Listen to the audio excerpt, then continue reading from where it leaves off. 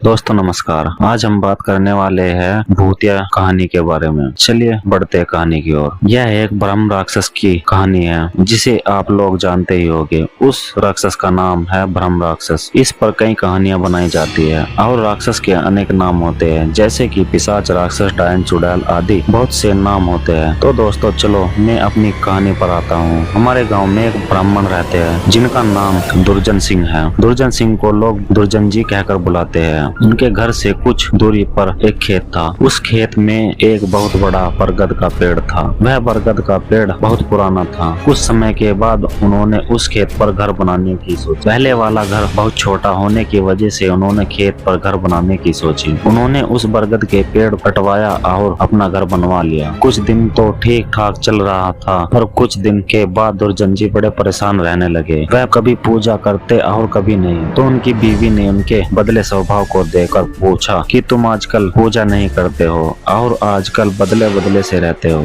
कभी बच्चे को डांटते रहते हो, तुम्हें क्या हुआ है? दुर्जन जी के चेहरे पर मुस्कान आई और वह कहने लगे, मेरे घर को तोड़कर अपना घर तो बना लिया है और इसे क्या पूजा करने के लिए कह रही हो? मैं ही तो भगवान हूँ, इसे पूजा करने की कोई जरूरत नहीं। वो कभी दांत मींचते, कभी बड़े प्यार से बोलते, कभी आंखें लाल तो कभी सही हो जाते। उनकी बीवी को शक हो गया कि जरूर किसी का साया है और वो बातें ऐसे नहीं करते जैसे कि उनके अंदर से दो लोग बोल रहे हो। तब उनकी बीवी ने उनको बिठाकर हनुमान चालीसा पढ़ने लगी। वो सोच रही थी अगर कोई होगा तो भाग जाएगा, पर दुर्जन जी पर उसका कोई असर नहीं पड़ रहा था। वह एक टक लगाए देखे जा रहे थे। उनकी बीवी काफी मंत्र और गायत्री मंत्र पढ़े। तभी दुर्जन जी की आंखें लाल हुई और कहने लगे कि मैं किसी से नहीं डरने वाला हूँ और तू क्या समझ रही है, मैं इसे ऐसे नहीं छोड़ने वाला हूँ। तब तक उसका छोटा बच्चा वहाँ आ गया। दुर्जन जी ने उसे जोर से पकड़कर अपनी तरफ खींच लिया और ऐसा लग रहा था कि उसके सिर को कच्चा ही चबा जाएगा। उसकी मम्मी बोली कि बच्चे को छोड़ दो,